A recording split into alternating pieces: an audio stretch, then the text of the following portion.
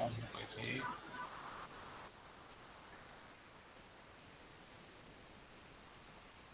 मैं 3 वीक की क्लासेस हो चुकी हैं। आप लोगों ने कुछ सेल्फ स्टडी करी कि नहीं करी?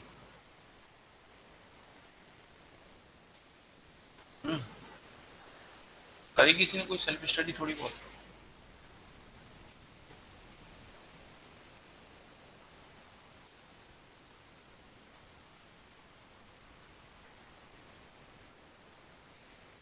नहीं करी किसी ने? कि सबने कर ली? देखो, अगर साथ में खुद से पढ़ते नहीं चलोगी ना, तो दिक्कत आ जाएगी। सब्जेक्ट अभी और कॉम्प्लेक्स होते जाएगा ये वाला। I will try to keep it as simplified as possible, all the derivations and all the mathematical equations. But if you people are not doing or revising these equations on your home, it will be a little bit difficult. तो जो पिछला subject था detail electronics, उसमें हमारे पास ज़्यादातर figures बहुत सारे थे याद करने के लिए, समझने के लिए।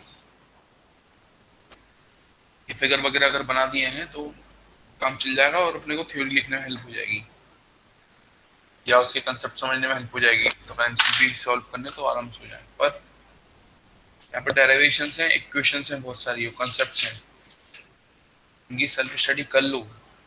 हर बार बोलता हूँ मैं।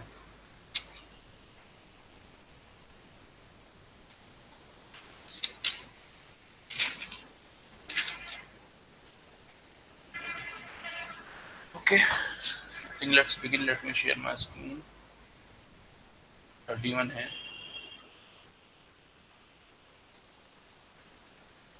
Okay,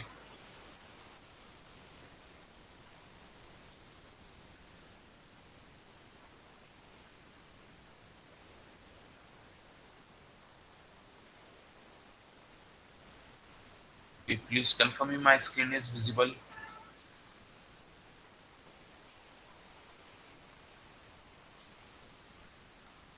Yes, sir.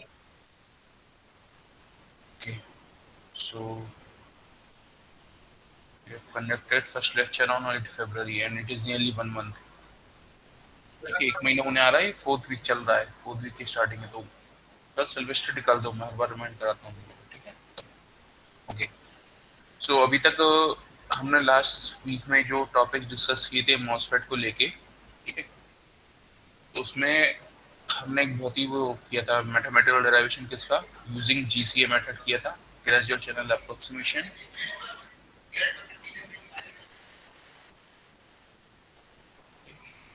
For calculation of voltage current equations.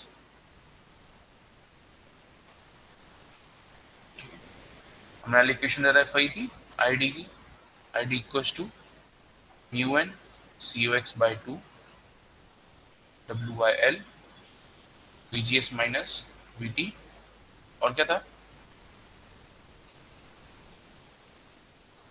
Minus V D S का स्क्वायर।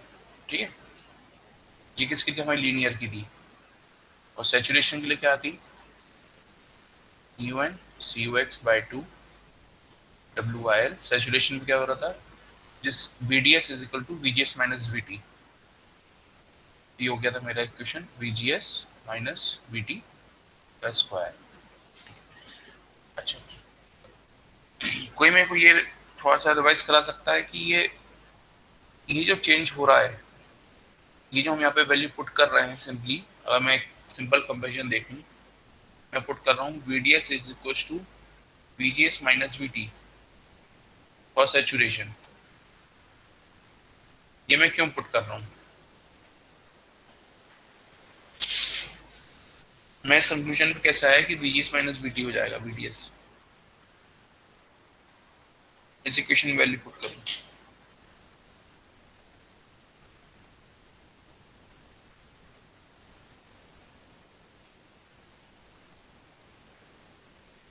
हम्म,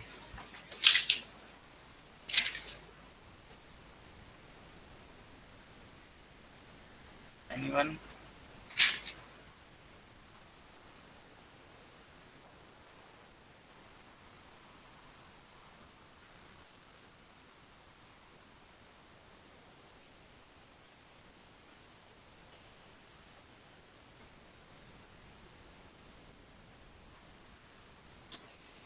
नहीं, किसी को समझ में नहीं आया था या कोई बताना नहीं चाह रहा अभी?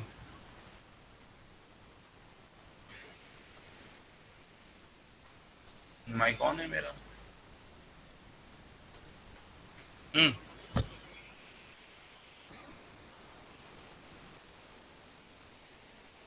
Okay then let me take a recap. देखो, यहाँ पे कंडक्शन बेसिकली हो कैसे रहा था, ये मेरे पास कुछ सबस्ट्रेट थी, ठीक है, ये मेरे पास दो डिफ्यूजन्स थे और इनके बीच में कुछ मेरी चैनल क्रिएट हुई थी, ठीक है। और जैसे ही मैं इन दोनों टर्मिनल्स पे पोटेंशियल डिफरेंस जनरेट करता था, V1 और V2, ठीक है, तो एक मेरा हो जाता था सोर्स टर्मिनल, एक हो जाता था मेरा ड्रेन टर्मिनल। और P type substrate N type channel create होती थी, इसलिए हम इसको क्या बोलते थे, एनमॉस। ठीक है, तो एनमॉस डिवाइस के लिए हमेशा VD will be greater than VS। Okay, और एनमॉस। PMOS के लिए VS will be greater than VD। ये तो दो कंस्टेंट है। और PMOS में होता क्या, सबस्ट्रेट रहती है आपकी एन टाइप की और जो चैनल फॉर्म होती है वो किस टाइप की होती है, पी टाइप की। ठीक है, ठीक है। देखो यहाँ हो क्या रहा था, जब ये कंडक्शन स्टार्ट हो चुका था, when you have VD is greater then VS, ठीक है, when your VG is greater then VT। जब ये गेट वोल्टेज आपके थ्रेशोल्ड वोल्टेज से ज्यादा था, तो उस मोमेंट पे चैनल फॉर्म हो गई थी, और फिर जैसे ये VD ग्रेटर देन VS हुआ, पोटेंशियल डिफरेंस जनरेट हुआ दोनों डिफ्यूजन्स के टर्मिनल्स पे, आपका कंडक्शन स्टार्ट हो गया था। ओके, ये वाला पॉइंट अपने पिछले अच्छे से इलेक्ट्रॉन इलेक्ट्रॉन बना बनू के अच्छे से डिस्कस किया था, याद है थोड़ा बहुत? हम्म। Yes sir. तो इसके थ्रू जो इक्वेशंस डिराइव होती हैं वो तो सब होती है किसमें, लीनियर रीजन में। फिर एक पॉइंट ऑफ वोल्टेज आता है, जब आप वोल्टेज इंक्रीज करते जाते हो तो एक पॉइंट आता है सैचुरेशन का। इसका मतलब क्या होता है, एक ऐसे वोल्टेज की वैल्यू, ठीक है, जिसको आप उस पॉइंट के आगे भी बढ़ाते जाओ, तो उसका जो इम्पैक्ट होना है उस पर्टिकुलर वोल्टेज अप्लाई करने का, वो काइंड ऑफ सैचुरेट हो जाएगा। अब वो कोई सिग्निफिकेंट चेंजेस नहीं करेगा परफॉर्मेंस में, ठीक है। उसको हम क्या बोलते हैं, सैचुरेशन। ठहराव आ गया, सैचुरेट हो गई चीज, अब उसमें कोई फर्दर चेंजेस बहुत ही मुश्किल से होंगे, ठीक है? जितने मैक्सिमम नंबर ऑफ चेंजेस होने थे हो चुके हैं। तो सैचुरेशन वोल्टेज कब अचीव होता है, तो this saturation voltage is achieve when your VDS, ठीक है, जो VD और VS के बीच में जो पोटेंशियल डिफरेंस है, that is greater than equal to VGS minus VT। ठीक है, जब VDS की वैल्यू VGS माइनस VT से ज्यादा होगी, ठीक है, उस केस में क्या हो जाता है, ये सैचुरेशन में चले जाता है। तो अगर मैं इस रेंज की बात करूं, तो इस रेंज का मिनिमम वोल्टेज क्या रहेगा, VGS माइनस VT। बाकी सारी VDS की वैल्यू या तो ये होंगी या इससे ऊपर होंगी। सर वीटी थ्रेशोल्ड वोल्टेज है क्या? हाँ, threshold, yes sir. Threshold voltage था, ठीक है। अगेन मैं रिकैप कर रहा हूँ, लीनियर रीजन कब अचीव होगा, जब VG की वैल्यू VT से ज्यादा होगी, ठीक है, तब चैनल फॉर्म होगी। और इस केस पे जब जब VD VS से ज्यादा होगा, या इसको मैं ऐसे भी लिख सकता हूँ, when VDS is greater then 0, ठीक है, तब क्या होगा, लीनियर रीजन होगा। पर जब हम इसकी वैल्यू और इंक्रीज करते जाएंगे और हम इस वैल्यू से भी ज्यादा कर लेंगे, तब क्या हो जाएगा, सैचुरेशन। तो उस केस में इसकी जो मिनिमम वैल्यू थी मैं यहाँ पे पुट कर दूं, अगर VDS की value minimum value VGS minus VT, तो मेरी इक्वेशन कुछ इस टाइप की हो जाती थी, ठीक है। Ideal saturation is equal to mu C X by two WIL VGS minus VT का स्क्वायर, ठीक है। तो दो इक्वेशन है, सिंपल सी इक्वेशन है, ठीक है। एक बार डेराइव हो गई, एक बार समझ में आ गई, अब हर बार ये इक्वेशंस को बार बार रीयूज होना है। okay? अब हम आते हैं फिजिकली इस वोल्टेज लेवल का हमारे चैनल के ऊपर क्या इम्पैक्ट हो रहा है। ठीक है, तो क्या इम्पैक्ट हो रहा है, देखो इनिशियली मेरी चैनल कैसी थी, कुछ इस टाइप की थी। ये जो है डिफ्यूजन के कॉन्टेक्ट पॉइंट है, यहाँ से डिफ्यूजन है इसके आगे। ठीक है, मैं वो क्रिएट नहीं कर रहा हूँ, सिर्फ चैनल क्रिएट कर रहा हूँ। तो अभी एट प्रेजेंट क्या है यहाँ पे, V S equal to zero, V D equal to zero, मतलब कि V D S is equal to zero, no conduction in channel. ठीक है, अब जैसे ही मेरा V D S slightly greater than zero होगा, ये वाली जो मेरी चैनल थी, ठीक है, इसमें इलेक्ट्रॉन्स एंटर करेंगे और इलेक्ट्रॉन्स मूव होते जाएंगे आउट। तो मेरा क्या हो गया, कंडक्शन स्टार्ट हो गया। ठीक है, ये अभी भी V S equal to zero और ये V D greater than zero. अब जैसे जैसे इस वी डी की वैल्यू को मैं और इंक्रीज करते जाऊंगा, ठीक है, ये वाली वैल्यू को तो मैं कांस्टेंट रखा हुआ हूँ। ठीक है, बहुत ध्यान समझना। ठीक है, ये वाली वैल्यू को मैं कांस्टेंट रखा हुआ हूँ, इस वैल्यू को मैं इंक्रीज करते जा रहा हूँ। थ्योरेटिकली स्पीकिंग वो कह रहा है कि ये वाला जो मेरे पास जंक्शन पॉइंट था, इस जंक्शन पॉइंट पे जो मेरे पास लोअर पोटेंशियल था उसको मैंने कांस्टेंट बना के रखा है। ठीक, इसका काम क्या था, ये जो इलेक्ट्रॉन्स हैं इनको पुश करना, ठीक है, इनको रिपेल करना। तो क्योंकि ये कांस्टेंट था, इसकी जो रिपेलिंग कैपेबिलिटी है वो भी क्या रहेगी, कांस्टेंट। ठीक है, वो भी नहीं बढ़नी घटनी, कांस्टेंट बनी रहेगी। अब मैं इस जंक्शन पे आऊं, इस जंक्शन पे क्या हो रहा है, जो पॉजिटिव वोल्टेज है, ठीक है, मैं उसको इंक्रीज करते जा रहा हूं। इसका काम क्या था कि चैनल के अंदर जो इलेक्ट्रॉन्स थे उनको अट्रैक्ट करना। तो जैसे जैसे इसकी पोटेंसी बढ़ती जाएगी, ये जो पोटेंशियल है ये बढ़ते जाएगा वोल्टेज, ये क्या करते जाएगा, जो इसके नंबर ऑफ इलेक्ट्रॉन जिनको अट्रैक्ट कर रहा है वो नंबर ऑफ इलेक्ट्रॉन्स क्या होते जाएंगे, इंक्रीज होती जाएगी वो क्वांटिटी। ठीक है, ये स्टेटमेंट मेरा ओके है, सबको क्लियर है। Yes sir.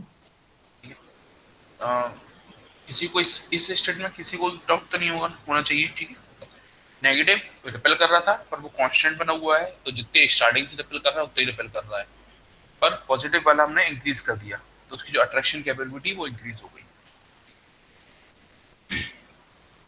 अब मैं इसको यहाँ पे होल्ड करता हूँ, वापस चैनल पे आता हूँ। अब मैं बात कर रहा हूँ चैनल के स्ट्रक्चर की।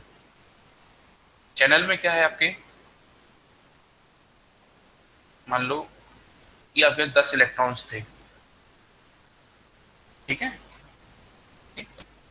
अब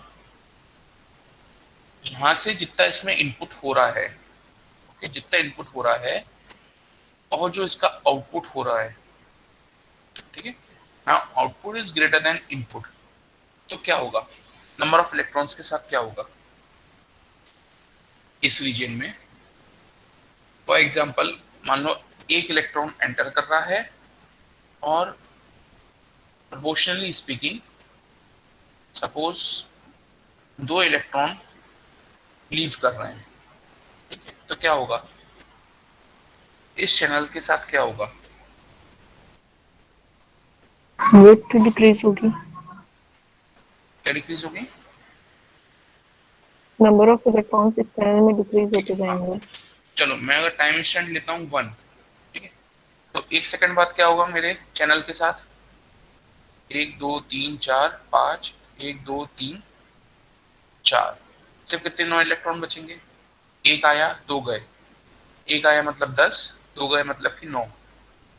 ठीक है, तो ये जगह मेरी चैनल खत्म हो गई। देन अगेन एक सेकंड बाद क्या होगा, अगेन क्या होगा चैनल के साथ, 1 2 3 4 5, 1 2 3, अब इतनी चैनल खत्म हो गई मेरी। देन अगेन ऐसे ये वाला कम हो जाएगा, ये वाला कम हो जाएगा। धीरे धीरे क्या हो रहा है, जैसे जैसे वोल्टेज में इंक्रीज करते जा रहा हूँ पॉजिटिव वाला, जो मेरा चैनल है वो चैनल का शेप मेरा चेंज होते जा रहा है। This will be slightly curved at the end of या at the junction of the channel and drain, or you can say the width of the channel या height of the channel is reduced, or you can say the effective length, this effective length of channel is varied, ये vary हो गई है। ठीक है, अब क्योंकि इसका बढ़ना या घटना ये बहुत ही एक वो वाला टर्म हो जाएगा। आप कैसे बोल सकते हो चैनल बढ़ रही है या घट रही है, एरिया तो कम हो रहा है और हमें ये वाली जो बॉर्डर है बढ़ती हुई भी दिख रही है, इसकी लेंथ ज्यादा भी दिख रही है। ठीक है, ये लेंथ कांस्टेंट भी बनी हुई है, अपन कैसे बोलते हैं बढ़ रही घट रही है, अपन एक वर्ड पे एग्री हो सकते हैं कि वेरी हो रही है। ठीक है, चैनल लेंथ इज वेरिंग। जहां तक ओके है ये चीज यस सर। सबको, किसी को कोई क्वेश्चन में पूछ रहा हूँ, 2 सेकंड रुकाऊं।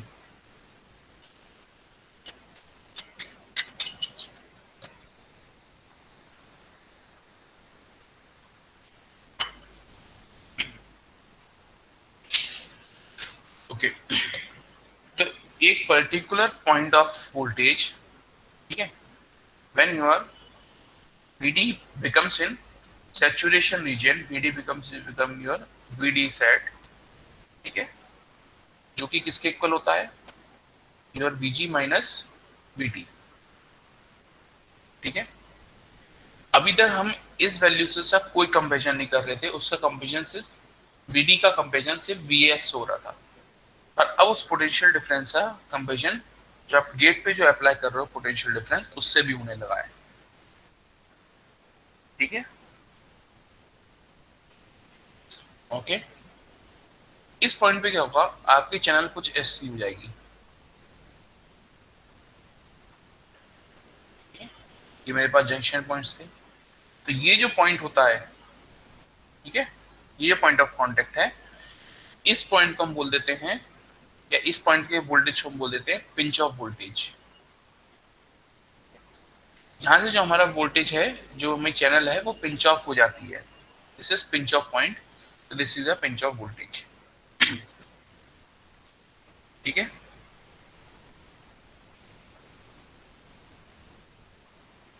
ओके, और इससे भी अगर मैं आगे जाते जाता हूं तो मेरी चैनल कुछ ऐसी होती जाती है। ये मेरे पास डिफ्यूजन्स के पॉइंट है और चैनल मेरी और कम होती गई। ठीक है, चैनल की ये वाली जो लेंथ थी, अगर इस परस्पेक्टिव से देख रहा हूँ, और ये जो एरिया था, इस एरिया में अब कोई चैनल नहीं बची, इस एरिया में अब कोई चैनल नहीं बची। ठीक है, तो ये जो इफेक्ट होता है इसको हम बोलते हैं चैनल लेंथ मॉड्यूलेशन इफेक्ट। ठीक है, this is one of the second order effects, इसको हम बोलते हैं चैनल लेंथ मॉड्यूलेशन। ठीक है, तो फिजिकली या क्वालिटेटिवली देखा जाए तो इस एरिया में क्या हो रहा है, अभी तक क्या हुआ है,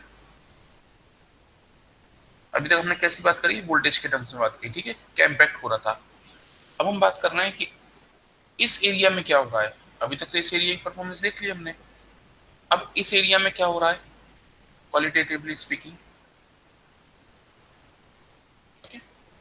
ये मैं क्वेश्चन मार्क, अब मैं अगेन कुछ बैकट्रैप कर रहा हूँ। ठीक है, बैकट्रैप कर रहा हूँ मैं कम से कम 3-4 लेसन्स पहले, जब हमने स्टार्टिंग करी थी इस पूरे मॉस स्ट्रक्चर क्वालिटेटिव एनालिसिस की, तो हमने बात करी थी जब हम बीजी की वैल्यूज जो अप्लाई कर रहे थे कि सबसे पहले एक्यूमुलेशन होता था, देन डिप्लीशन होता था, देन इन्वर्जन लेयर होती थी, और इस इन्वर्जन लेयर के साथ हम इसको चैनल की तरह ट्रीट करते थे। ठीक है, तो जैसे ही ये इन्वर्जन लेयर हट गई है, चैनल हट गई है, तो इस रीजन में मेरे पास क्या बचेगा, एक्यूमुलेशन रीजन या डिप्लीशन रीजन, क्या बचना चाहिए।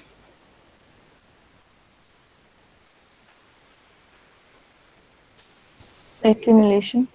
क्यों, प्लीज जस्टिफाई। डिप्लीशन तो डिप्लीशन तो हम लोग बोल रहे थे जब वहाँ पे इलेक्ट्रॉन्स बहुत सारे इकट्ठे हो गए थे, और यहाँ पे तो इलेक्ट्रॉन्स जा चुके हैं यहाँ के, तो वहाँ पे जो माइनॉरिटी होल्स होंगे वो बस प्रेजेंट होंगे, और कुछ इलेक्ट्रॉन्स हो सकते हैं, तो इस वजह से एक्यूमुलेशन। क्यों? इलेक्ट्रॉन्स कैसे चलेगा यहाँ से?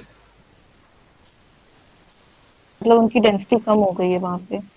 डेंसिटी कम हो गई है, पर क्या यहाँ पे पॉजिटिव इलेक्ट्रॉन्स की डेंसिटी उतनी इंक्रीज हो गई है?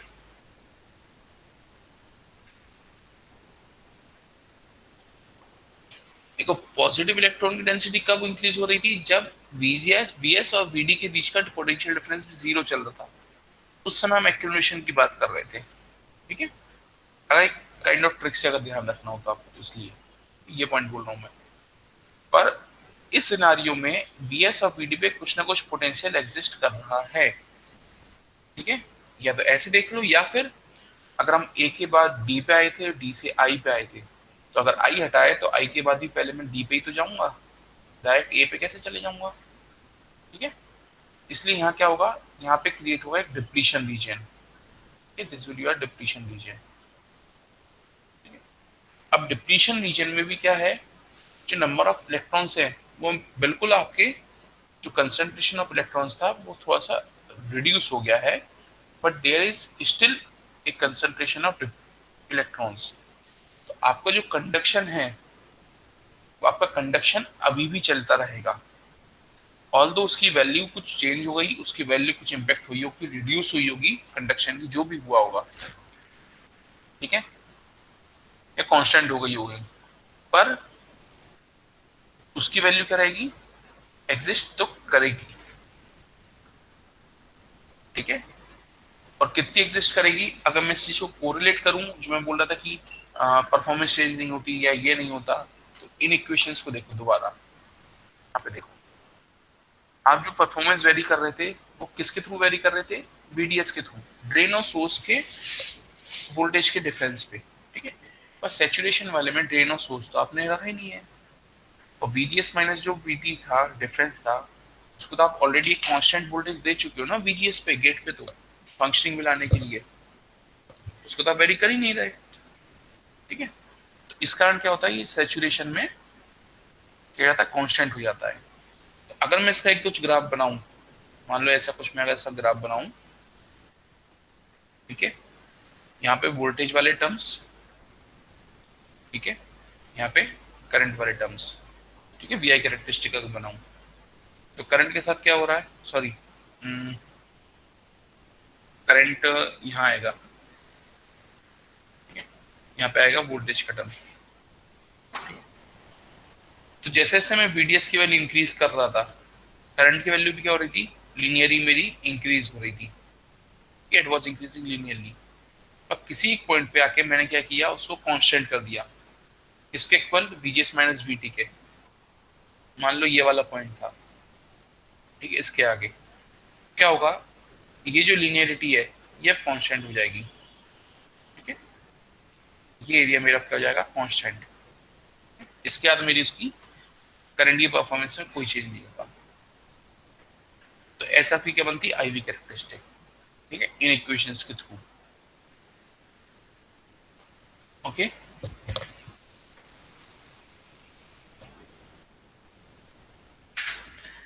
अब इस पूरी परफॉर्मेंस पे, इस पूरी परफॉर्मेंस से मैंने क्या किया,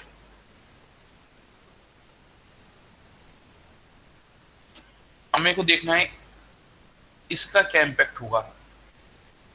अभी जो मैं बात कर रहा था सिर्फ इन्वर्जन लेयर के परफॉर्मेंस की, अब मेरे को ये देखना है कि ये इन्वर्जन प्लस डिप्लीशन का क्या इम्पैक्ट होगा। ठीक है, ओके, यही देखना है मेरे को। तब फिर से मैं इसका क्वालिटेटिव उस पे आ रहा हूँ, क्वांटिटेटिव एनालिसिस पे। अभी तक हम क्वालिटेटिव की बात कर रहे थे, ठीक है, थ्योरेटिकली। अब मैं आ रहा हूँ क्वांटिटेटिव पे। अब मैं इसकी इक्वेशंस की टर्म बात करता हूँ, इक्वेशंस में क्या चेंज होगा। ठीक है, तो जो मेरे पास चैनल थी, ये मेरे पास इनिशियल चैनल थी, और लेंथ मॉड्यूलेशन होने के बाद ये मेरी अब एक्चुअल चैनल है। ठीक है, पहले मेरे पास चैनल का डायमेंशन था L, ठीक है, अब मेरे पास इफेक्टिव डायमेंशन है उसका सपोज L डैश, ठीक है, तो L डैश कितना होगा, L माइनस डेल्टा L, इस रीजन को मैं बोल दे रहा हूं delta L। What is delta L? This is change in length due to this channel length modulation effect, ठीक है, delta L is change in length due to pinch off voltage या ड्यू टू जो भी reason बोल सकते हो दोनों, ठीक है। ओके, इफेक्टिव लेंथ क्या हो गई ये। अब अगर मैं इस पे करंट की वैल्यू लिखता हूं, ठीक है, अब अगर मैं इस पे करंट की वैल्यू लिखूं, सबसे पहले बात कि मैं आईडी लीनियर की इक्वेशन लूंगा या आईडी सैचुरेशन की इक्वेशन लूंगा, मैं किस इक्वेशन को मॉडिफाई करूंगा, मतलब किस इक्वेशन में मैं एल की बजाय एल डैश का यूज करूं।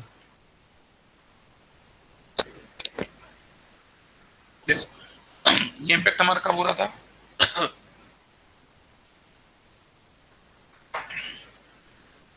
ये इम्पैक्ट हमारा कब हो रहा था, आपके सैचुरेशन रीजन में पहुंचने पर ही।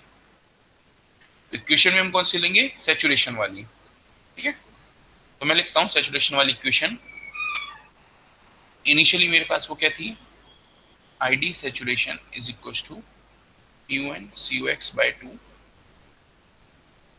VGS माइनस VT, ठीक है, का स्क्वायर, ठीक है, और W बाई L, ठीक है। अब इक्वेशन क्या हो जाएगी, ID saturation for CLM equal to W by L dash mu N COX by 2 और VGS माइनस VT।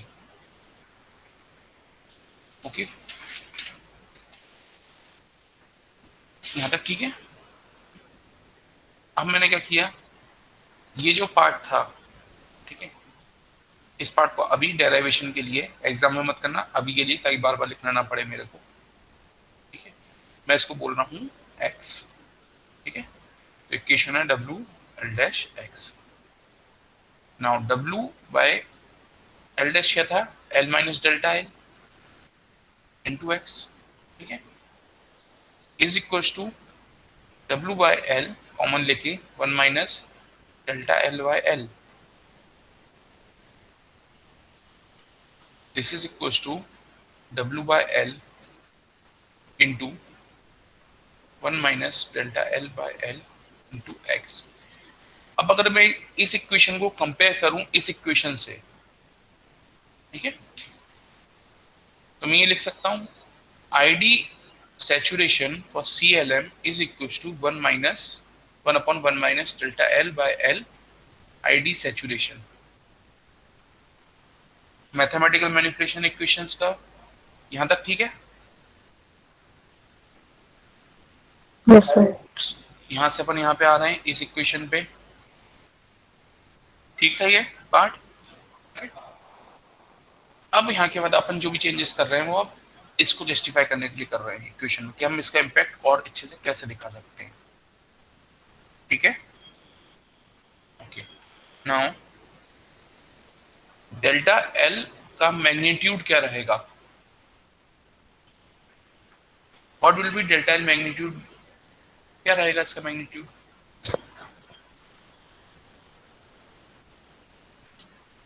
या मैं बोलूं इसका मैग्नीट्यूड क्या रहेगा with respect to L, less than L. कितना लेस देन एल, मान लो एक रेशियो में बात करनी है मेरे को,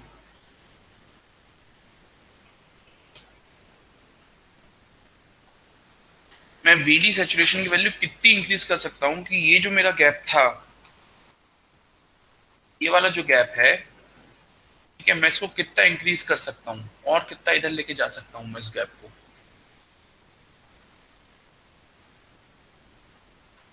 एक कुछ पर्टिकुलर रेशियो ही होगा, वहीं तक ले जा सकता हूँ मैं, क्योंकि अगर ज्यादा ले गया तो धीरे धीरे करके तो चैनल मेरी पूरी खत्म हो जाएगी, और चैनल खत्म मेरा मतलब मेरा डिवाइस क्या हो जाएगा, टेक डाउन।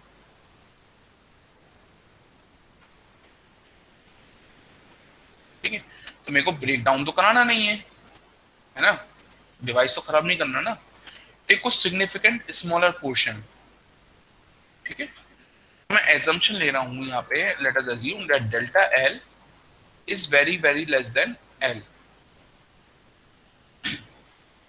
ठीक है, मतलब कि delta L by L is very very less than, क्या था हो जाएगा, 1।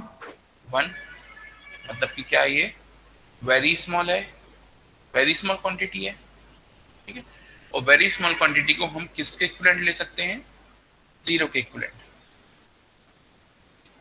ठीक है, जीरो के इक्विवेलेंट ले सकते हैं हम, पर क्या ये जीरो के इक्विवेलेंट होगी, क्या ये रेशियो जीरो के इक्विवेलेंट हो सकता है, is it possible? Delta L तो नो एग्जिस्ट सर। एग्जिस्ट कर रहा है ना, यस सर। तो इक्विवेलेंट तो जीरो आप बोल नहीं सकते। ठीक? इस केस में अब क्या चाहिए अपने को, इस केस में चाहिए अपने को कोई ऐसी प्रोपोर्शनलिटी रेशियो जिससे कि अपन इसको डिस्क्राइब कर सकें। ठीक है, देन इस पॉइंट से मैं इस पे आता हूं कि अब ये प्रोपोर्शनलिटी रेशियो मैं कहां से लेके आऊं। तो डेल्टा एल जो एग्जिस्ट कर रहा है, जो डेल्टा एल वाला पैरामीटर जो जनरेट हो रहा है हमारे डिजाइन में, वो किसके कारण हो रहा है, आपकी जो वोल्टेजेस आप अप्लाई कर रहे हो। ठीक है, ओके, जो वोल्टेजेस आप अप्लाई कर रहे हो उसके कारण जनरेट हो रहा है ना। Yes sir. ठीक है, तो लेट अस से डेल्टा एल, ठीक है, किसके कारण जनरेट हो रहा है, वीडीएस और वीडी सैचुरेशन के डिफरेंस के कारण। ठीक है, हमने वीडी ऐसे जितनी वैल्यू और ज्यादा इंक्रीज करते जा रहे थे, उस कारण हमारा क्या हो रहा था, ये वीडी सैचुरेशन हमारा और जनरेट हो रहा था। ठीक है, ओके, और अगर मैं ये वाली इक्वेशंस देखता, पीछे की जो ये स्क्वायर वाली जो इक्वेशंस हैं, ठीक है, ये वाली इक्वेशंस,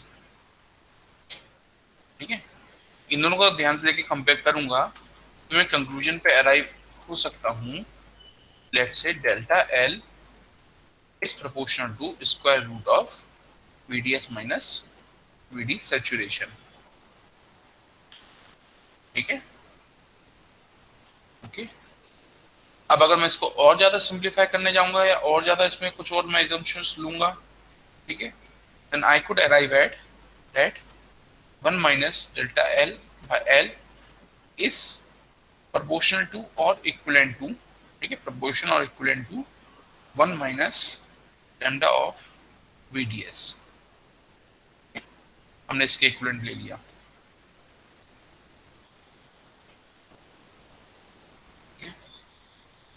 ओके, अगर आपको डेराइव भी करके देखना हो तो आप इस वाली इक्वेशन से ही इसको डेराइव कर सकते हो। ठीक है,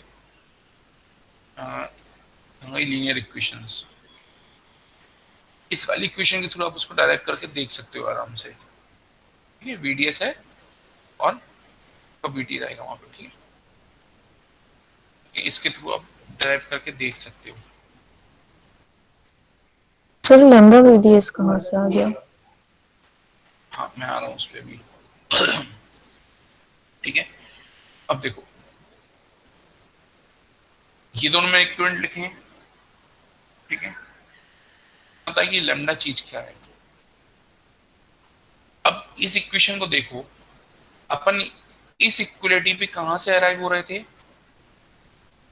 इसके थ्रू, और इसी की टाइप जो एल की भी कुछ रिलेशनशिप रही होगी इसी वैल्यू से, बीडीएस से और बीडी सैचुरेशन से, एल की भी कुछ रिलेशनशिप रही होगी। उन दोनों का अपन ने क्या किया है, एक रेशियो लिया है। ठीक है, तो वो जो रेशियो है, वो जो इक्विवेलेंट है, उसको अपन ने रिप्रेजेंट कर दिया लैम्डा से, और लैम्डा को अपन ने बोल दिया ये क्या है, प्रोपोर्शनलिटी कांस्टेंट है। This is your proportionality constant lambda. ठीक है, इसको आप बोलते हो दूसरे टर्म्स में चैनल लेंथ मॉड्यूलेशन कोएफिशिएंट। ये रिप्रेजेंट करता है कि कितने डिग्री तक आपका चैनल लेंथ मॉड्यूलेशन हो रहा है। ठीक है, इसलिए लैम्डा यूज होता है ये वाला। ओके, तो लैम्डा यस कहाँ से सर। आया, इसका आंसर है सफिशिएंट की और कुछ पॉइंट ऑफ व्यू से बताऊं? आई थिंक होगा इतना। ठीक है, देन अब मैं अपनी पुरानी इक्वेशन वापस आता हूँ। कौन सी वाली? ये जो मैं लेके चल रहा था इक्वेशन। ठीक है, इस इक्वेशन पे 1 माइनस डेल्टा एल की जगह मैंने क्या रख दिया, 1 माइनस लेमडा वीडीएस। तो ये क्या हुई, 1 अपॉन 1 माइनस लेमडा वीडीएस, ठीक है, into W I L mu N C U X by 2 VGS minus VT का स्क्वायर। ठीक है, अब मैं इसमें कर रहा हूँ रैशनलाइजेशन। ठीक है, I am doing rationalization here. क्या होगा, इतने पार्ट को छोड़ दो, 1 upon 1 minus lambda VDS into 1 plus lambda VDS on 1 minus lambda VDS। ठीक है, ओके, ऐसे ही होगा कि क्या होगा बताओ, ऐसे ही कुछ होगा क्या? सर नीचे पे भी प्लस होगा। ओके, नीचे का भी प्लस कर दिया तो क्या बचेगा, 1 plus lambda VDS upon 1 minus lambda square VDS का स्क्वायर। ठीक है, और हमने तो बात कही थी ये प्रोपोर्शनलिटी कांस्टेंट है, किससे कोरिलेट हो रहा है, डेल्टा एल बाई एल से। डेल्टा एल बाई एल कितना है, दिस इज वेरी स्मॉल।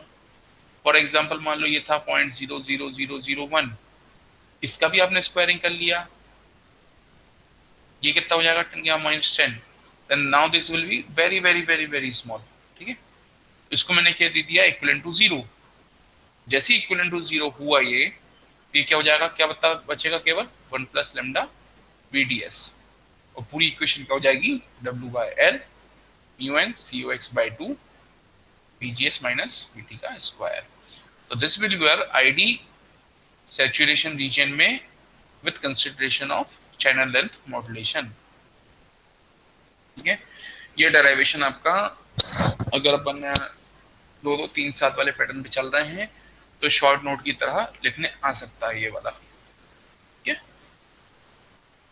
अपने आप में 7 नंबर में आए मुश्किल रहता है, पर शॉर्ट नोट में आ सकता है, और ऑब्जेक्टिव में तो किसी भी पॉइंट से कोई भी क्वेश्चन आ सकता है इसको लेके।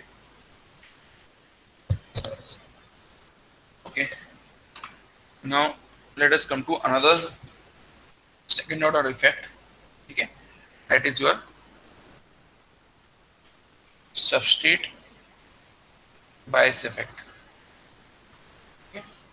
सबस्ट्रेट बायस इफेक्ट,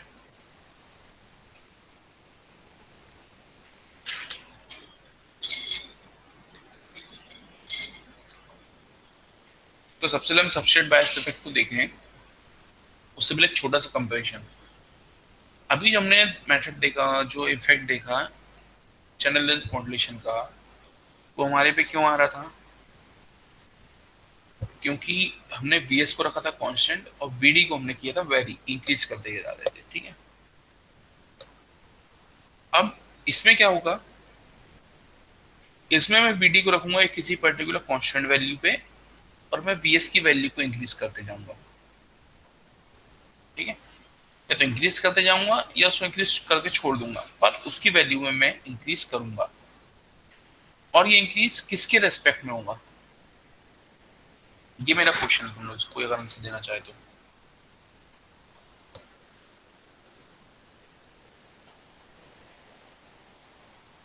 सर एक बार और क्वेश्चन बोल दीजिए। ठीक है, देखो, जब मैं CLM की स्टडी कर रहा था, ठीक है,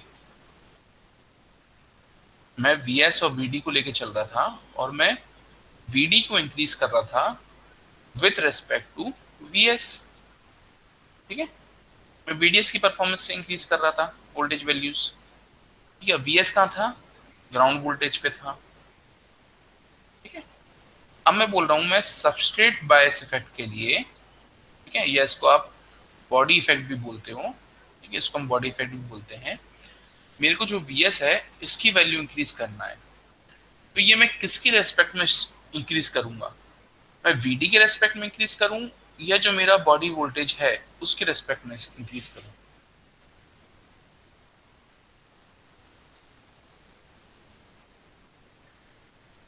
ठीक है, ये मेरा क्वेश्चन है। देखो क्या होता है, बॉडी वोल्टेज पे। हाँ करेक्ट, देखो क्या होता है इस पूरे एनालिसिस में हमारे पास जो एक फिक्स्ड रेफरेंस पॉइंट है वो है बॉडी का वोल्टेज, ठीक है, सबस्ट्रेट का वोल्टेज। अब अगर Vs को हम बोल रहे हैं कि वो ग्राउंड पे है, मतलब कि Vs is equal to voltage of your substrate, इसलिए वहां पे कोई पोटेंशियल डिफरेंस क्रिएट नहीं होगा, हमें कोई कंडक्शन ऑब्जर्व करने की जरूरत नहीं है वहां पे। ठीक है, अब लेट अस अज्यूम कि Vs is not at same potential as Vb as body or substrate, and Vs is slightly greater than Vb, then Vs आपका एग्जिस्ट करेगा, दिस विल एग्जिस्ट यस, और जैसे ही एग्जिस्ट करेगा तो कुछ इलेक्ट्रॉन्स, ठीक है, क्योंकि Vs अब पॉजिटिव पे है और बॉडी आपका नेगेटिव है, ठीक है, तो कुछ इलेक्ट्रॉन्स अब इस डायरेक्शन में भी मूव करेंगे, करेंगे, ठीक है, तो इसका इम्पैक्ट क्या होगा?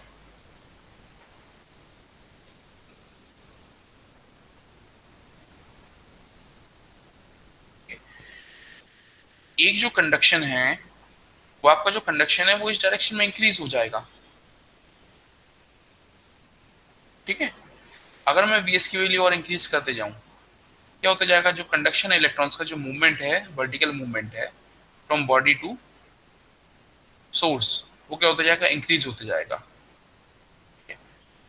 और इंक्रीज होने के चांसेस ये हैं, ये जो एक जंक्शन बना हुआ था सोर्स का और बॉडी के बीच का, ये जंक्शन ब्रेक हो जाए, ठीक है, या फिर जो इलेक्ट्रॉन्स हैं उनमें इतनी पोटेंशियल एनर्जी हो जाए या करंट क्या बोलते हैं उनकी ड्रिफ्ट वेलोसिटी इतनी इंक्रीज हो जाए कि वो जो जंक्शन था आपका SiO2 का और चैनल के बीच का, ठीक है, वो उसको भी क्रॉस कर जाए और आपके SiO2 की जो इंट्रिंसिक लेयर थी उसमें एंटर कर जाए, ठीक है। तो जो सबस्ट्रेट बायस इफेक्ट है ये जनरेट आपको देता है आपके हॉट कैरियर इफेक्ट को, ठीक है।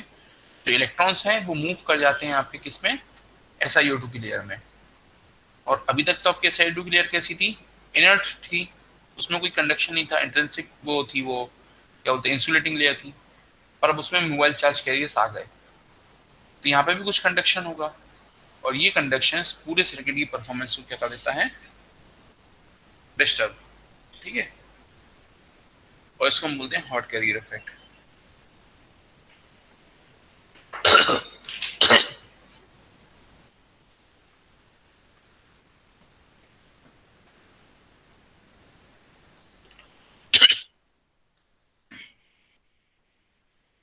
ओके,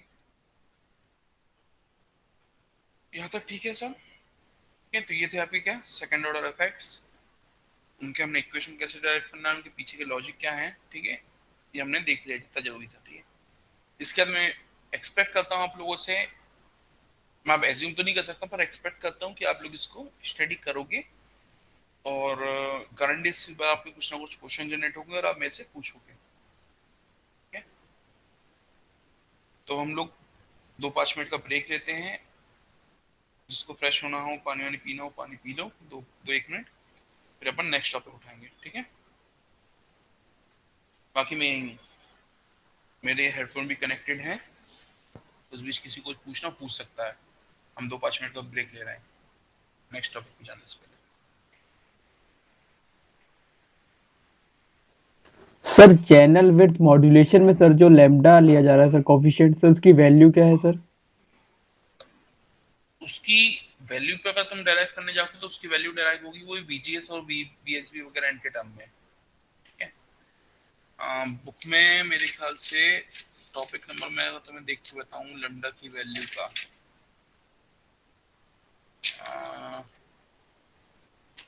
तुम्हें मिलेगा मेजरमेंट ऑफ पैरामीटर टॉपिक है, 3.4 में है, ठीक है, यूनिट थर्ड के फोर्थ में है, और उसकी इक्वेशन बोल के बता दे रहा हूँ, ठीक है। कुछ इस टाइप की आती है, lambda is equal to PT threshold voltage at in presence of VSB minus VTO, जो उसका इंट्रिंसिक वोल्टेज थ्रेशोल्ड है उसका डिफरेंस, अपॉन जो वर्क फंक्शन वाली इक्वेशन बनेगी, root of twice of work function at Fermi level plus VSB minus twice of work function, root of work function, ठीक है। तो इस टाइप की कुछ इक्वेशन उसकी बनती है, तो उस पर हमें ज्यादा फोकस करने की जरूरत भी नहीं है अगर आप एग्जाम पॉइंट ऑफ व्यू से बात कर रहे हो तो, ठीक है। अगर हाँ आप उससे कॉम्पिटिटिव पॉइंट ऑफ व्यू से इसको स्टडी करोगे तो उससे कंसेप्ट को अच्छे से समझ लेना, ठीक है। मुश्किल है कि इसकी इक्वेशन कहीं भी पूछी जाए, बस अगर एग्जाम में ऐसा क्वेश्चन आता है कि derive the value of lambda, तो इसकी वैल्यू जरूर पड़ती है, और ऐसे क्वेश्चन खैर जहाँ तक पिछले 6-7 साल का क्वेश्चन पेपर देखा जाए तो उसमें ये जरूर पूछा गया what is channel modulation, expand it's coefficient, derive the value of current for channel modulation, ठीक है, derive the value of current equations for substrate bias effect या हॉट कैरियर इफेक्ट, ठीक है। तो ये इस टाइप क्वेश्चन आते हैं, ठीक है, पर लैम्डा की वैल्यू तक जाने की कोई चिंता नहीं है, ठीक है। पर हाँ लैम्डा का इम्पैक्ट क्या हुआ है वो अच्छे समझ लो, उसके भी सेल्फ स्टडी कर लो, ठीक है।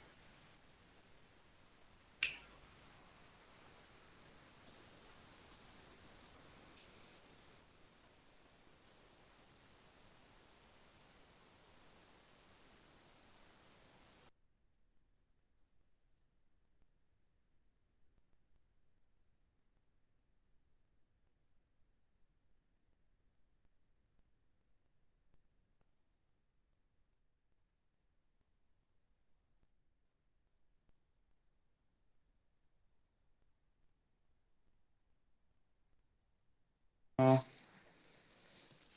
ओके, अभी हाल पावर,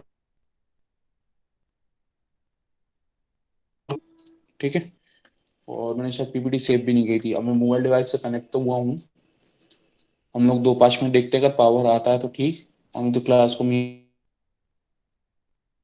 सेशन दे वाला इसको हम रीशेड्यूल कर लेते हैं फिर बाद में, ठीक है। बाकी हम 5 मिनट वेट करते हैं अगर लाइट आ रही है तो।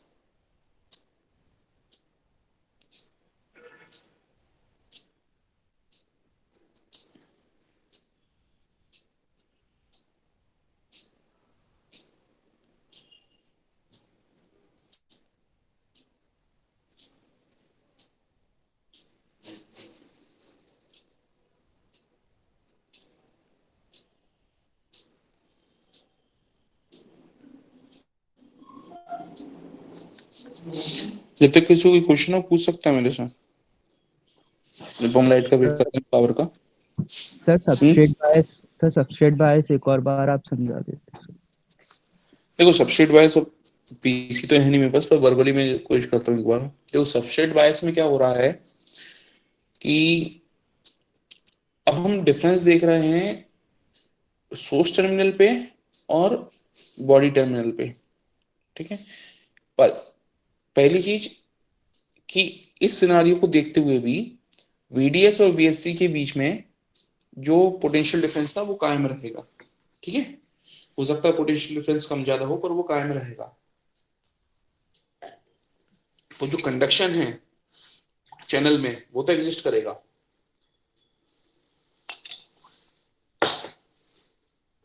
ठीक है। अब क्या हो रहा है कि अभी तक हम, क्योंकि वीएस को हम 0 लेके चल रहे थे और वीबी को भी 0 लेके चल रहे थे, ठीक है। तो डिफ्यूजन वाला जो रीजन है, जो सोर्स वाला डिफ्यूजन है और जो बॉडी है, तो उन दोनों के बीच में कोई इलेक्ट्रॉन या चार्ज कैरियर, अगर मैं positive charge carrier negative charge carrier बोलूं, तो कोई भी चार्ज कैरियर्स मूव नहीं हो रहे थे, ठीक है। पर अब सबस्ट्रेट बायस इफेक्ट के लिए हमने क्या किया, हमने जो सोर्स वाला पॉइंट था उसके वोल्टेज को इंक्रीज कर दिया, पॉजिटिव कर दिया, तो वो और इलेक्ट्रॉन्स को क्या करेगा, अट्रैक्ट करेगा, ठीक है, एनमॉस के केस में। और बॉडी वाला क्या करेगा, और रिपेल कर, वो तो कॉन्स्टेंटली बैठी है, ठीक है, पर सोर्स वाला और अट्रैक्ट कर रहा है। तो जो इलेक्ट्रॉन्स है मूव होने लगे सोर्स के अंदर। अगर मैं इस वैल्यू को और इंक्रीज करते जाऊंगा तो उनकी ड्रिफ्ट वेलोसिटी और इंक्रीज होती जाएगी, ठीक है। तो और ज्यादा ड्रिफ्ट वेलोसिटी इंक्रीज होते होते इतनी भी हो सकती है कि वो आपके जो बैरियर है इंसुलेशन का, जो SiO2 का और चैनल के बीच का जो बैरियर है उसको ब्रेक कर जाए, ठीक, उस केस में आपका डिवाइस डैमेज हो सकता है। बस सबस्ट्रेट बायस में इतना ही है, बस समझ जाओ, कुछ नहीं ज्यादा। और एक दो इक्वेशंस दी हुई हैं बुक में, ठीक है, सिंपल इक्वेशंस दी हुई हैं एक दो, उनको आराम से देख सकते। सर पर वीएस को इंक्रीज ही क्यों कर रहे हैं? वीएस को हम इंक्रीज नहीं कर रहे हैं, हम मैनुअली इंक्रीज नहीं कर रहे हैं वीएस को, पर कुछ सिनेरियो ऐसा हो सकता है कि मान लो आपका डिवाइस फंक्शनिंग कर रहा है और किसी रीजन से उसका जो बॉडी वोल्टेज, चलो उसको ऐसे देख लो, जो बॉडी वोल्टेज है, जो रेफरेंस पॉइंट था, वो किसी रीजन से और नेगेटिव हो गया है, ठीक है, वो और लोअर हो गया, तो उसके रेस्पेक्ट में जो आपका वीएस है वो पॉजिटिव हो जाएगा, यस सर। ठीक है। अब जब हम इस इस सिनारियो को एनालाइज करने के लिए हम जब बैठते हैं, ठीक है, तो हम रेफरेंस पॉइंट को और नीचे नहीं ले जा सकते, क्योंकि वो तो रेफरेंस पॉइंट है, हम नहीं ले जा सकते मैनुअली। तो हमने क्या किया, उसको ऑब्जर्व करने के लिए हमने जो वीएस है उसको मैनुअली हम ऊपर ले गए, ठीक है। हमें ऑब्जर्व करना था दोनों के बीच का पोटेंशियल डिफरेंस, तो हमने पोटेंशियल डिफरेंस जनरेट कर दिया, ठीक है। क्योंकि अगर मैं जो वीबी है, अगर मैं उसको और नीचे करता, उसको और लोअर करूंगा, तो थ्योरेटिकली हम एज्यूम करते हैं कि लोअर का मतलब है 0 volt,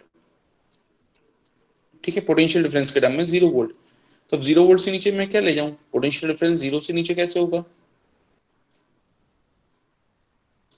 yes sir. Potential difference मतलब कि वैल्यू इन मॉड, ठीक है, a माइनस बी का मॉड। अब a माइनस बी के मॉड को क्या इस वैल्यू को मैं नेगेटिव ले जा सकता हूं, नो सर। से मैग्नीट्यूड चेंज होगा पर साइन तो उसका पॉजिटिव ही रहेगा हमेशा, ठीक है। तो इसलिए मैंने क्या किया, इसको नेगेटिव ले जाने के लिए मैंने जो वीएस था मैं उसको पॉजिटिव ले गया, ठीक है, पहली चीज मैथमेटिकल। दूसरा, एक्चुअल फिजिकल रीजन में ऐसा क्यों नहीं कर सकता, क्यों, क्योंकि जो मेरे गेट की जो परफॉर्मेंस है, जो गेट टर्मिनल है, जो वीजी है, जो वीटी है और जो वीडी है, तीन टर्मिनल जो हैं, इनकी परफॉर्मेंस भी डिपेंड कर रही है आपके रेफरेंस पॉइंट के ऊपर। तो अगर मैं रेफरेंस पॉइंट को छेड़ता हूँ तो मेरे को इनको भी फिर करना पड़ेगा कुछ मैनिपुलेट। तो इतने 3-4 पॉइंट्स को मैनिपुलेट करने, वोल्टेजेस को मैनिपुलेट करने की बजाय मैं क्यों ना सिर्फ एक ही वोल्टेज को मैनिपुलेट करूँ। इस कारण हमने फॉर एनालिसिस पर्पस हमने वीएस को बढ़ाया, पर ऑन फील्ड कुछ भी हो सकता है, आपका वीएस बढ़ सकता है, आपका बॉडी वोल्टेज और लोअर हो सकता है, ठीक है, ड्यूरिंग रन टाइम कंडीशंस, ठीक है। यस। ओके, पावर तो आ गई है, पीसी स्टार्ट हो रहा है। बस उम्मीद है कि ऑटो सेव हुई हूँ, आज के जो नोट्स वगैरह थे, जो भी राइटअप था वो ना डिलीट हो गया हो। कंट्रोलर्स मैंने दबाया नहीं था। देखते हैं चालू इन पीसी को।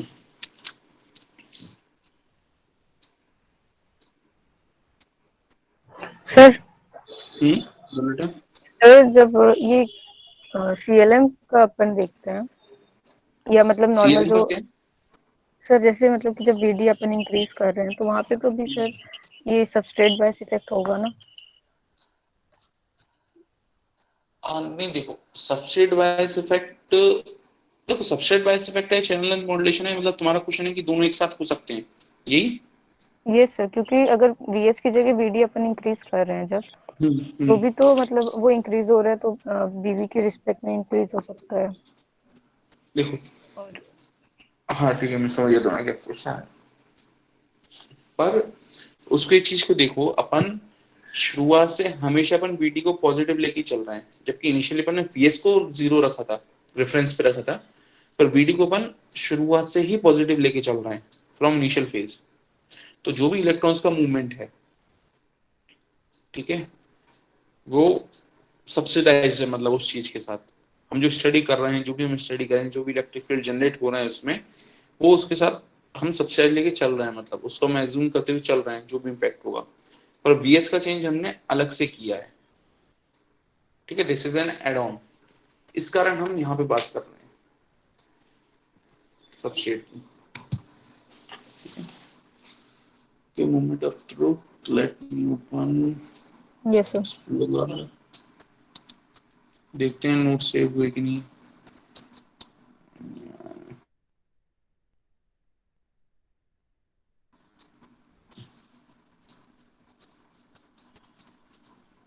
चल जा रहे, बहुत स्लो हो गया।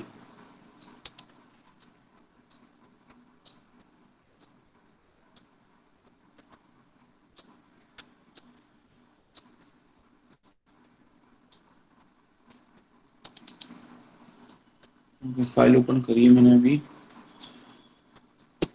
ऑटो सेव पता नहीं कितनी देर का रहा होगा।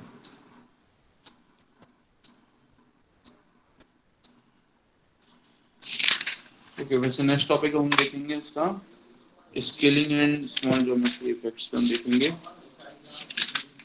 ठीक है। तो आज मेरे ख्याल से स्केलिंग को हम बस कवर करेंगे, स्मॉल ज्योमेट्री इफेक्ट्स वगैरह हम बाद में देखेंगे, ठीक है। और नेक्स्ट क्लास हम लोग पढ़ाएंगे कैपेसिटेंस पे, ठीक है, कितने टाइप के कैपेसिटेंस होते हैं। और इसी के साथ मेरे ख्याल से जो होगा, मेरे को सिलेबस जैसा ध्यान है, शायद आपके 2 यूनिट कंप्लीट होने लगेंगे। तो इस थर्सडे की क्लास के बाद, ठीक है, थर्सडे का क्लास है थ्योरी वाली अभी, तो थर्सडे के बाद फ्राइडे या सैटरडे में आपकी क्विज होगी, ठीक है। यूनिट 1 की क्विज तो डेफिनेट है, और अगर यूनिट 2 हमारा सफिशिएंटली कवर हो गया तो यूनिट 2 की क्विज भी होगी, ठीक है, दोनों की क्विज होगी।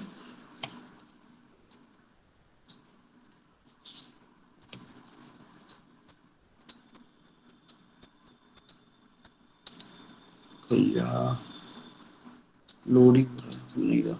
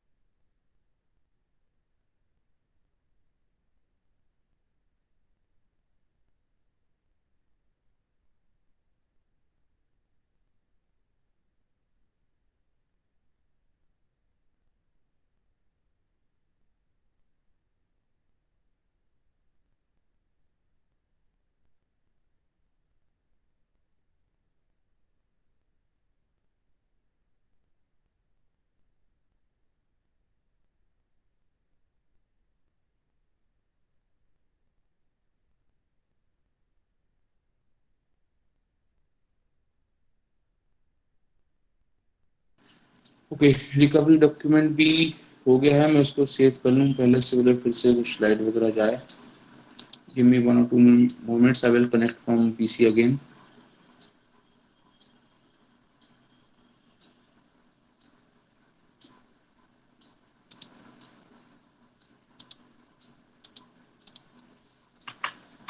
which is to 10, save.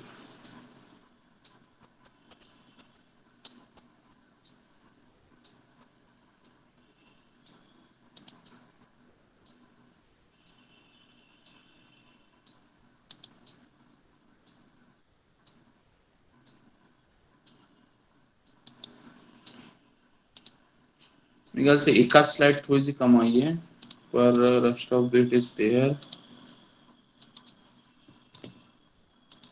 Store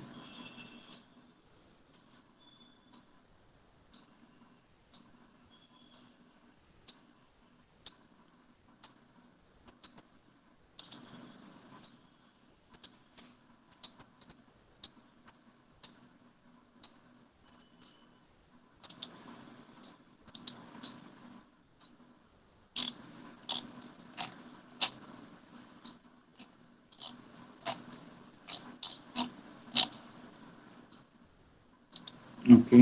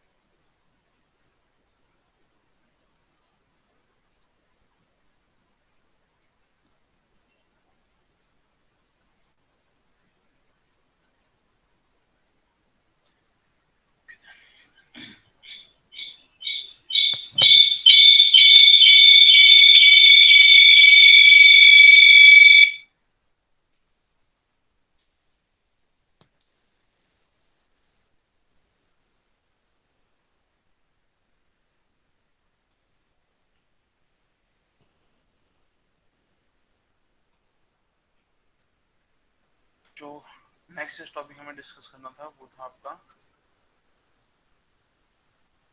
MOSFET scaling.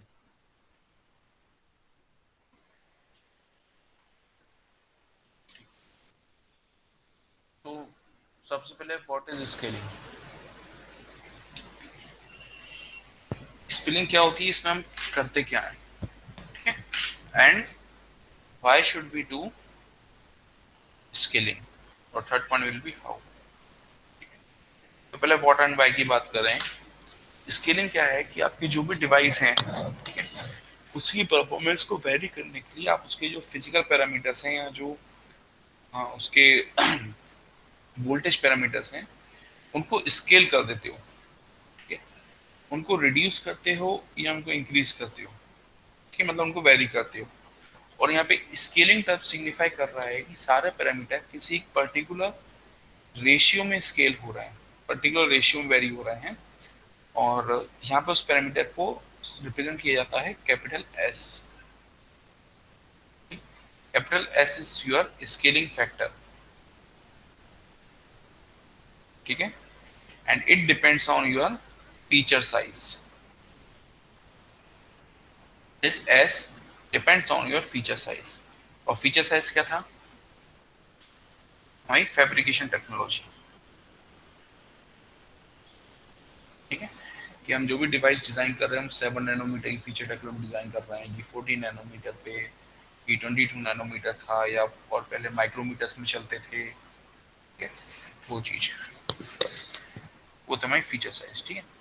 तो अगर मैं फीचर साइज से कुछ में अगर मैं थोड़ी सी हिस्ट्री देखा जाऊँ, ठीक है, तो जब पहले ही किस टाइप का हुआ करता था मेरा feature size 2.5 micrometer, then come to 1.7 micrometer, then 1.2 micrometer, इस तरह से करते करते आज करंट में फीचर साइज क्या चल रहा है, इट इज 7 या 5, ठीक है, या क्या बोलते हैं आपका, क्या बोलते हैं, इट इज 3 नैनोमीटर, ठीक है, मेरा 3 है शायद, 4 या 3 जो भी, पर ये नैनोमीटर के स्केल पे आ चुका है आज तक, ठीक है। और स्केलिंग इसी का एक मल्टीपल होता है, स्केलिंग फैक्टर एस। अब स्केलिंग और फीचर साइज को इसलिए अलग अलग सेपरेट रखा गया है क्योंकि फीचर साइज को हम यूज करते हैं किसके लिए, किसके साथ, डिजाइन लेयर टूल्स के साथ, डिवाइस को डिजाइन करने के लिए, ठीक है। तो वो डिवाइस को डिजाइन करने के लिए यूज हो रहा है लैम्डा, और एस किसको, किसके साथ यूज हो रहा है, आपके उसको वेरी करने के लिए, साइज वगैरह को वेरी करने के लिए, ठीक है। तो मतलब एस कैसा रहेगा, S will be your 1 lambda या 2 लैम्डा या 3 लैम्डा, इस टाइप की कुछ कुछ वैल्यूज रहेंगी, ठीक है। 4.5 भी हो सकती है, 1.25 लैम्डा भी हो सकता है, कुछ भी हो सकता है scaling factor, depends on your requirements और द डिजाइनर डेवलपर, ठीक है। बट चलो ठीक है, बट को भी छोड़ो, पहले हाउ पे देखते हैं, ठीक है। तो स्केलिंग क्या होती है और क्यों होती है, क्योंकि हमें उसकी परफॉर्मेंस वेरी करना है, हमें या तो उससे आउटपुट वोल्टेज ज़्यादा चाहिए, या हमें उसकी रफनेस ज़्यादा चाहिए, या हमें चाहिए उसके चैनल विड्थ ज़्यादा हो जिससे कंडक्शन ज़्यादा हो, या हम उसकी डेंसिटी मैनिपुलेट करनी है, कॉन्सेंट्रेशन मैनिपुलेट करना हो, ठीक है। तो हम स्केलिंग यूज करते हैं, स्केलिंग कंसेप्ट। अब स्केलिंग का कंसेप्ट आपकी परफॉर्मेंस को किस कैसे इफेक्ट करता है, ठीक है। So there are 2 types of scaling. Number 1 is your constant voltage scaling, and other one is your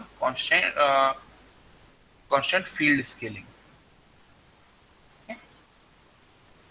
Constant field and constant voltage scaling.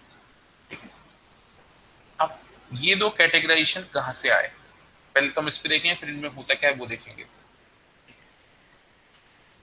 मैं फिर से चैनल को उठा रहा हूँ, ठीक है। चैनल के अक्रॉस हमने कुछ वोल्टेजेस अप्लाई करे थे, तो हमारे चार्ज कैरियर मूव कर रहे थे, ठीक है। तो चार्ज कैरियर मूव कैसे करते हैं, किस कारण से मूव कर जाते हैं, क्योंकि एक पोटेंशियल डिफरेंस होता है, ठीक है। आपने यहां से भी एक वोल्टेज अप्लाई करके रखा है, अब ये क्या करते हैं, वोल्टेज एक इलेक्ट्रिक फील्ड जनरेट कर देते हैं, ठीक है। तो इलेक्ट्रिक फील्ड जनरेशन के बाद ही जो आपके इलेक्ट्रॉन्स हैं, चार्ज कैरियर्स हैं, वो मूवमेंट उनका स्टार्ट होता है। अब दो तरीके से हम स्केलिंग कर रहे हैं, या तो हम उसकी जो फिजिकल पैरामीटर्स हैं उनको इस हिसाब से वेरी करें कि हमारा ये जो फील्ड जनरेट हो रहा है, this field we are generating, this should remain constant, ठीक है। मतलब अगर मैं चैनल का डायमेंशन डबल कर रहा हूं, मान लो, ठीक है, ओरिजिनल डायमेंशन ये था, नया डायमेंशन मैंने ये कर दिया, तो मेरे को वोल्टेजेस की वैल्यू कुछ इस हिसाब से वेरी करनी रहेगी कि जो इलेक्ट्रिक फील्ड यहाँ पे जनरेट हो रहा है, मतलब कि जो कंडक्शन हो रहा है वो मेरा क्या रहे, कांस्टेंट रहे। और ये चीज मैं कब करूंगा भाई, देखो थियोरेटिकल स्प्रिंग क्या होना चाहिए, अगर मैं साइज बड़ा या छोटा कर रहा हूँ मेरी परफॉर्मेंस भी वेरी होनी चाहिए। तो मैं क्यों चाह रहा हूँ कि मैं साइज बड़ा या छोटा करके भी परफॉर्मेंस को मेंटेन करके रखूँ, क्यों, क्योंकि कभी कभी किसी डिजाइन में रिक्वायरमेंट आ सकती है कि आपके पास स्पेस कम है, आपको डिवाइस को छोटा करना है, ठीक है, ओके। आपको डिवाइस को छोटा करना है क्योंकि उसको पुट करने के लिए आपके पास पीसीबी पे, चिप पे उतनी स्पेस नहीं है, इस कारण, ठीक है। देन दूसरा मेथड क्या था, आपकी कांस्टेंट वोल्टेज स्केलिंग, ठीक है।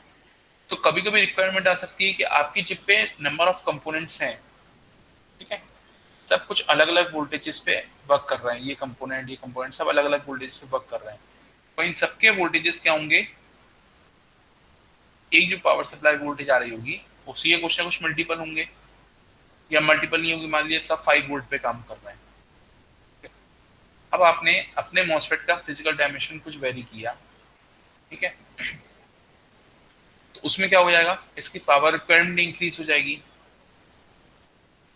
अब अगर पावर रिक्वायरमेंट इसकी इंक्रीज हुई है या रिड्यूस हुई है, तो आपको इसको अलग से वोल्टेज सप्लाई देनी पड़ेगी, जो कि इसके थ्रू नहीं दे सकते हो आप।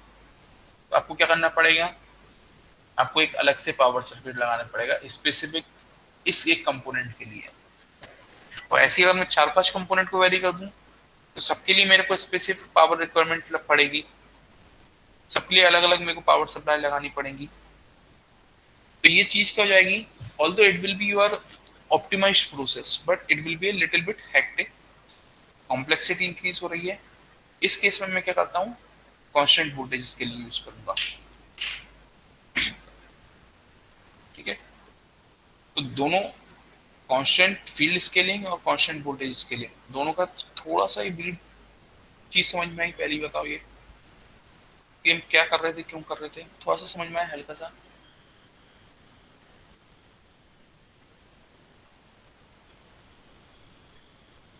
सर एक बार रिपीट कर दीजिए। फिर से रिपीट करें, ठीक है। हाँ, इसको फिर कोई और दूसरे तरीके से बोलना है।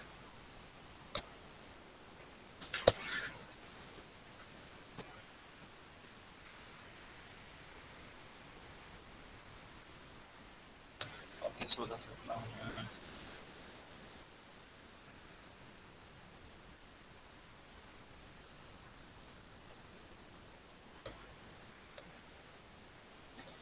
चलो ठीक है, एक एग्जांपल लेके चलते हैं।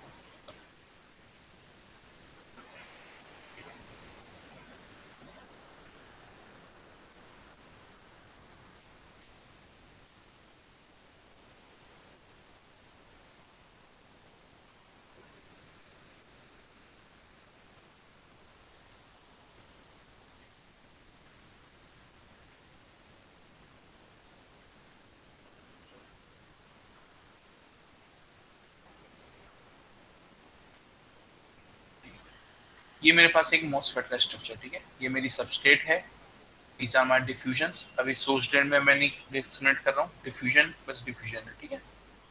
Then this is my SiO2 की लेयर, इससे कुछ एक पर्टिकुलर थिकनेस होगी जिसको मैं बोल रहा हूँ TOX, और ये मेरा गेट टर्मिनल। अब मैंने इसको कर दिया स्केल डाउन क्योंकि मेरे पास स्पेस रिक्वायरमेंट कम थी, वो स्पेस अवेलेबल कम थी, मेरे को जरूरत थी डिजाइन को साइज वाइज और ऑप्टिमाइज करने की। तो मैंने कर दिया इसको स्केल डाउन इसी डिवाइस को, ठीक है, इसी मटेरियल को मैं स्केल डाउन कर रहा हूँ।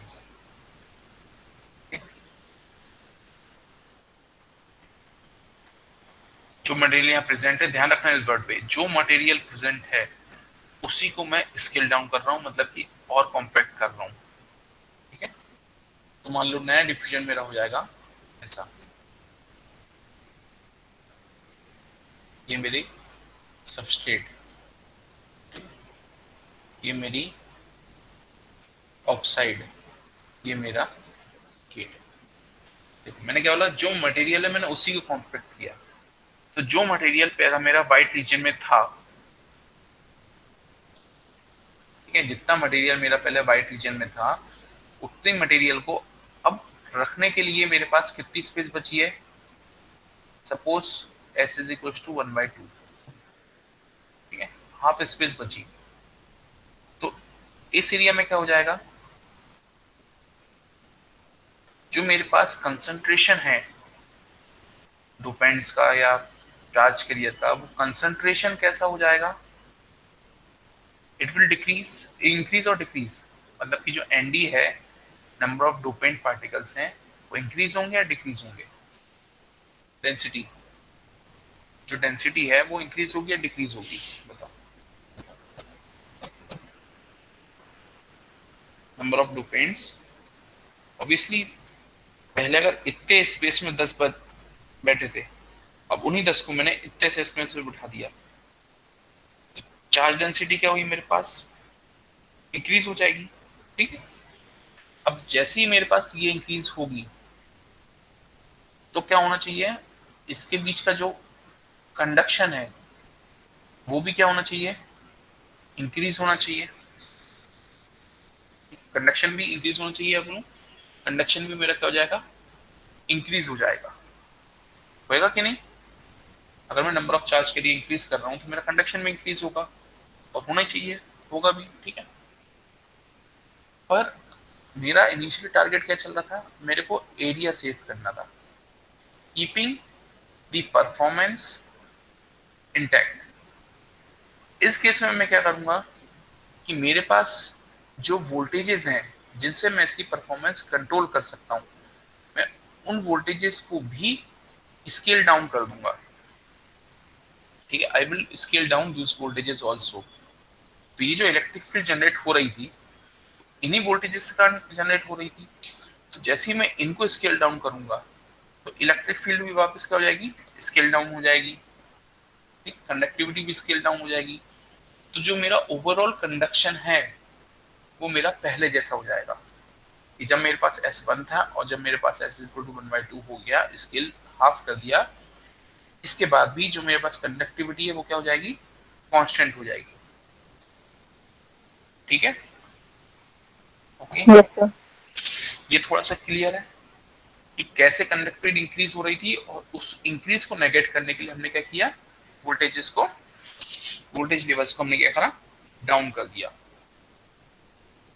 ठीक है, अगर मैं स्केलिंग फैक्टर, ये थी ये मैंने न्यूमेरिकल वैल्यू ली थी बताने के लिए, हम लोग को ताकि रेशियो बता पाऊं।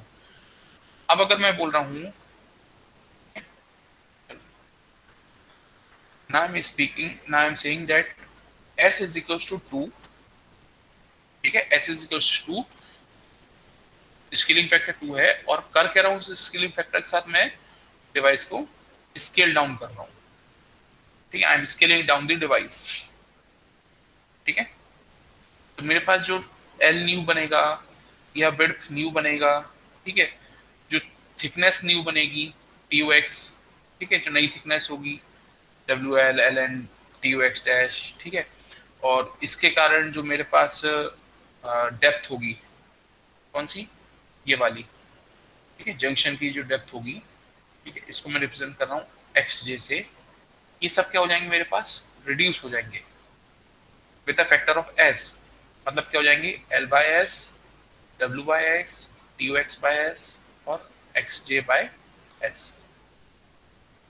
ठीक है, अब जैसे ही स्केल डाउन हुए, ठीक है, जैसे स्केल डाउन हुए तो मेरे पास जो चार्ज डेंसिटीज थी, मतलब कि Na एक्सेप्टर आयंस की और Nd डोनर आयंस की, वो क्या हो जाएंगी, इंक्रीज हो जाएंगी, क्योंकि उतने ही कम एरिया में उतने ही आप नंबर ऑफ पार्टिकल्स रखे हुए, तो चार्ज डेंसिटी क्या हो जाएगी, इंक्रीज हो जाएगी।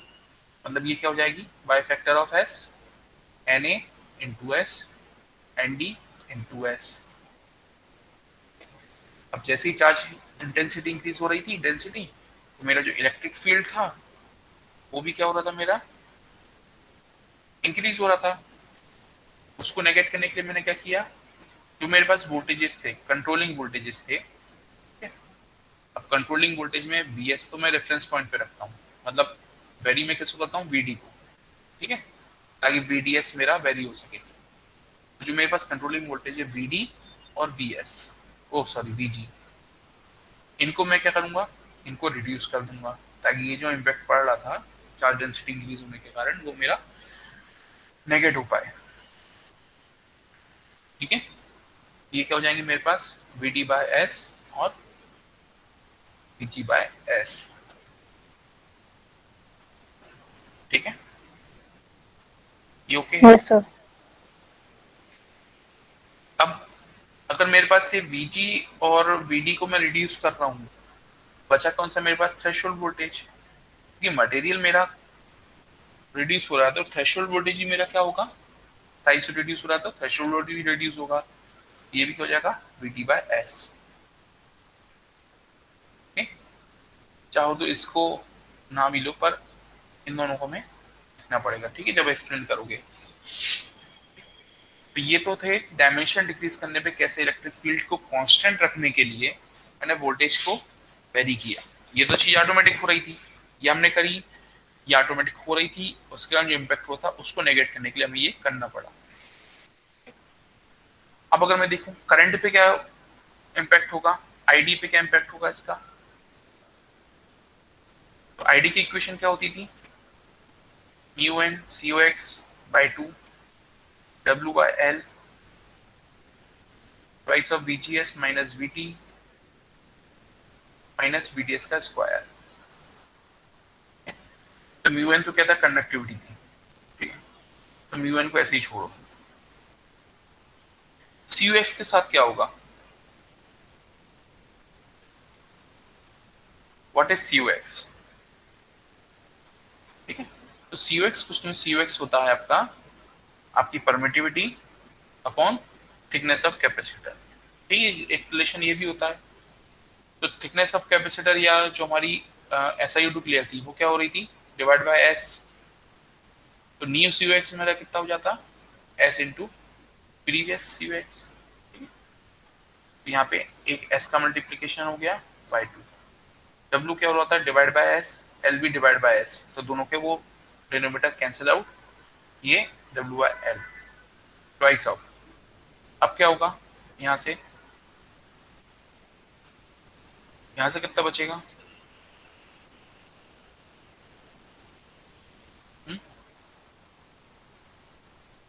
बताओ कुछ। मान लो VGS को मैं वैरी नहीं करता, कंट्रोलिंग वोल्टेज को मैं सिर्फ इसको ऑन ऑफ करके छोड़ देता हूँ। मान लो मैं इसका इम्पैक्ट ना देखूं, फिर क्या होगा? कुछ होगा? या मैं इम्पैक्ट देखूं इसका तो कुछ होगा? इस टाइप से मैं इसकी स्टडी करूं। 1/s square.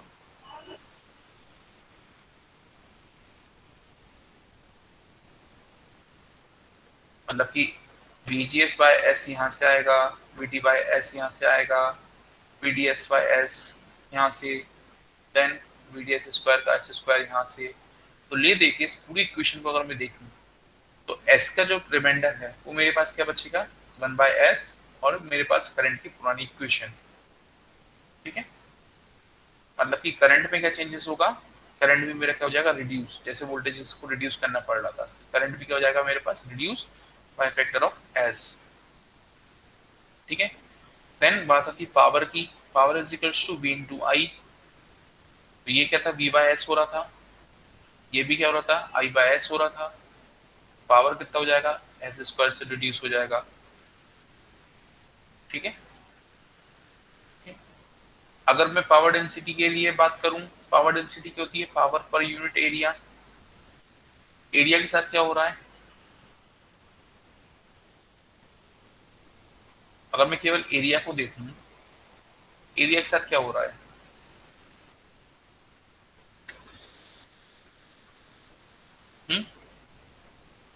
एरिया कैसा हो रहा है, L/S into W/S, S square से रिड्यूस हो रहा है।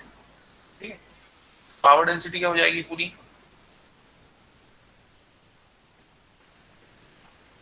Power P dash by area dash कितना हो जाएगा, P डैश अभी हमने देखा था क्या था, P बाय S स्क्वायर, और एरिया के साथ भी क्या हो रहा था, एरिया बाय S स्क्वायर। ठीक है, P बाय A।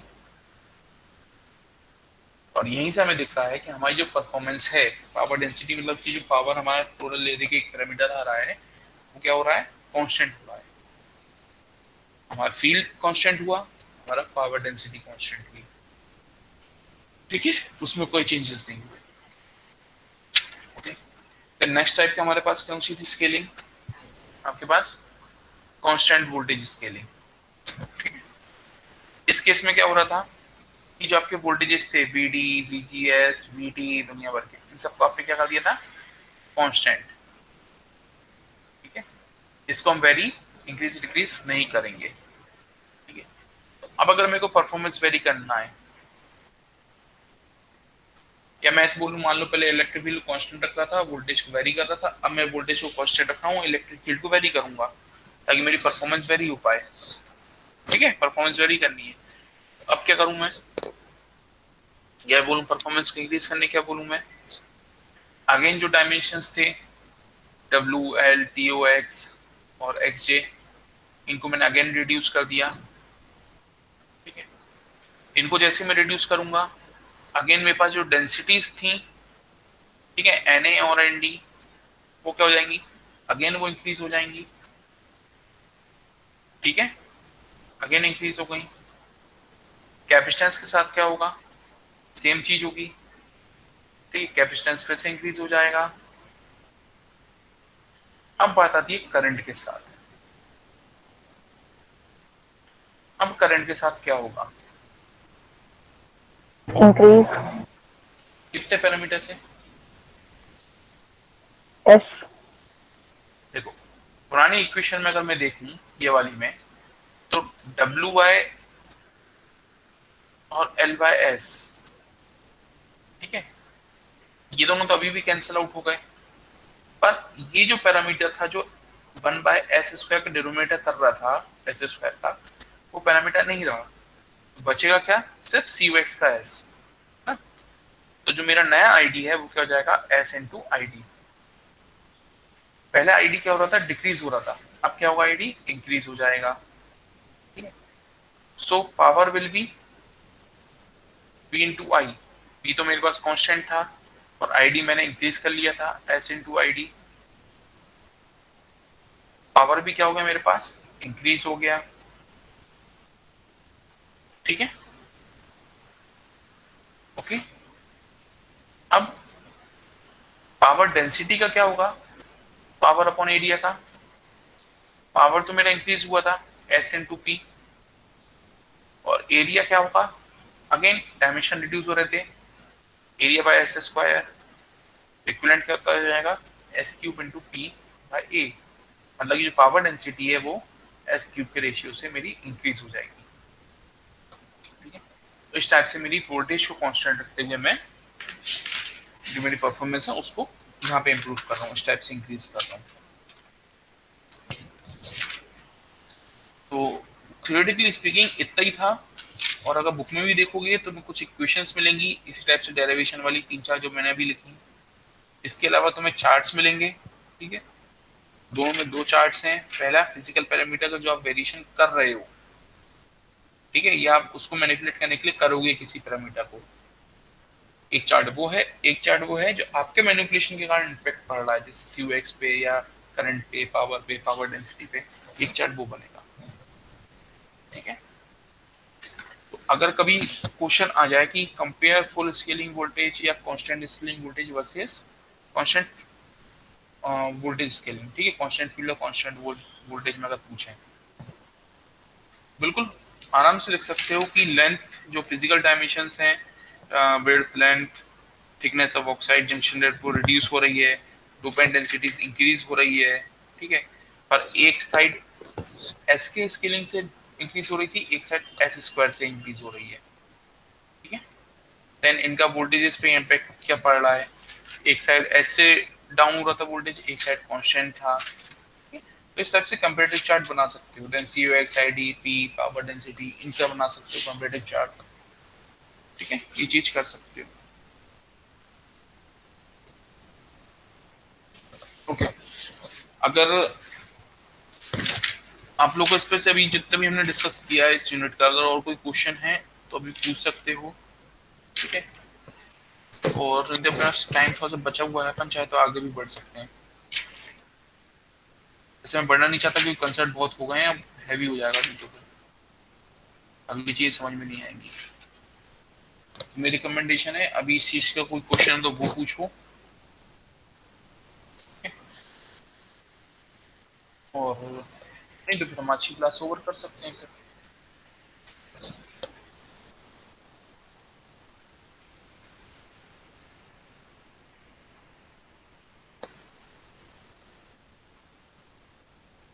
सर वहाँ पे एन ए एन डी की जो सर वैल्यू है वो एस स्क्वायर से सर वो इंक्रीज अपन ने एज्यूम किया है सर कि एक सेकंड, वो एक फैक्ट है सेकंड, कि वो एक होता सेकंड, है। एक सेकंड रिपीट करना क्वेश्चन, 1 मिनट। मैं जो देख रहा हूँ कुछ लोग क्लास छोड़ के चले गए इतनी जल्दी, अभी 40 थे, 3 लोग चले गए। अटेंडेंस देखो जितने बच्चे हैं बता दूंगा। अटेंडेंस तब मार्क करता हूँ उस मोमेंट की, बीच बीच में लेता रहता हूँ कॉपी अटेंडेंस की ताकि डेटा लॉस ना हो, पर मार्क मैं तब करता हूँ जब मैं बोलूँ कि अब तुम लोग जा सकते हो, बिल्कुल मैं लॉकआउट कर रहा हूँ, तब मैं मार्क करता हूँ अटेंडेंस। उसके पहले अगर कोई क्लास लीव करता है तो उसकी अटेंडेंस रह जाती है, ये भी मैं बता दूँ, ठीक है।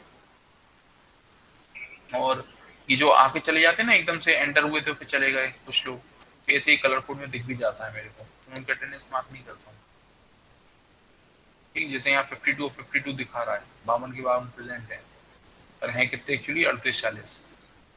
तो जो आगे एकदम से चले जाते हैं ना उनकी रह जाती है अटेंडेंस। हाँ बेटा क्या बोल रहे थे, दोबारा रिपीट करना, सॉरी। सर यहाँ पे जो एन ए एन डी की सर वैल्यू ली है सर, उसमें हाँ सर वो वैल्यू अपन ने एज्यूम की है कि सर वो फैक्ट है कि वो एस स्क्वायर से इंक्रीज नहीं ही होती है। नहीं, वो अपन ने एज्यूम नहीं करी, ठीक है, वो उतने से इंक्रीज हो रही है। अगर तुम इसको बुक में थोड़ा सा देखोगे, सेल्फ स्टडी करोगे, क्योंकि ये कैसे इंक्रीज होगी, क्या होगी, वो हम स्टार्टिंग में चार्ज डेंसिटी की अब हमने एक बार बात कही थी, तो मैं बात कर चुका हूँ कि इलेक्ट्रॉन्स वगैरह क्या कैसे होते हैं, कितनी डेंसिटी कैसे, वो जो इंट्रिंसिक लॉ होता है N I equals to N into P वाला, ठीक है, वो सब चीजें वहीं से उठ के आती हैं उसी लॉ से। तो उसको एक बार जाके थोड़ा सेल्फ स्टडी करना, देखना, अगर फिर भी नहीं आए तो दोबारा पूछना, पर एक बार सेल्फ स्टडी करो, ठीक है, इस पॉइंट की। Yes sir.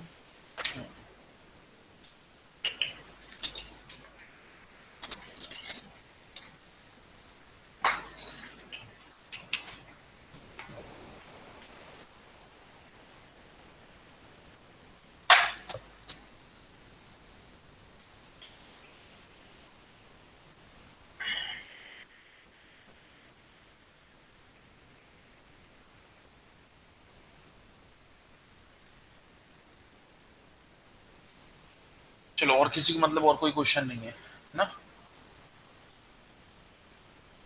ठीक है, तो आज हमारी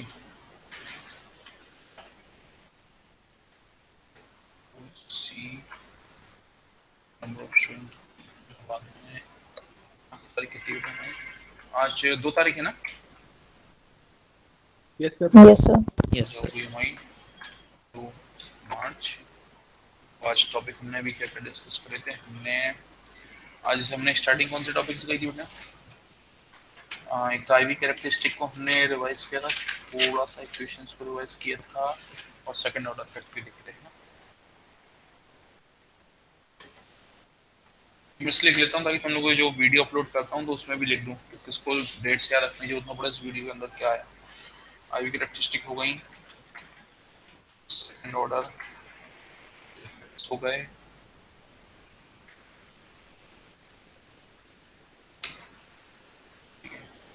और सेकंड ऑर्डर इफेक्ट्स के बाद हमारा क्या हो गया, स्केलिंग, स्केलिंग टाइप्स, ठीक है, उसका इम्पैक्ट्स। अरे अरे हैंग हो गया रे, बच गया।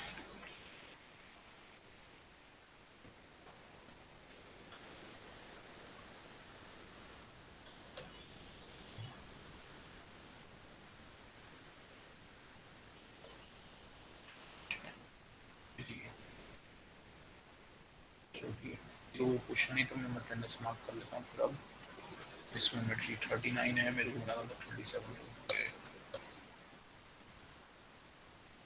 चलो ठीक है, अब तुम लोग क्लास लीव कर सकते हो, किसी को क्वेश्चन नहीं तो, ठीक है, मैं रुकूंगा अगर तुम लोगों को, किसी को क्वेश्चन हो तो मैं रुकूंगा, नहीं तो क्लास लीव कर सकते हो।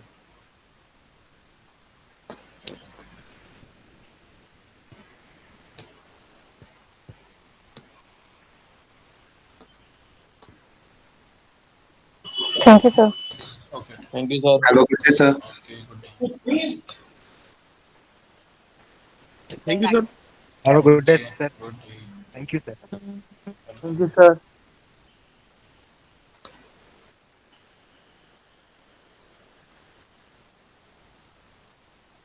Thank you, sir.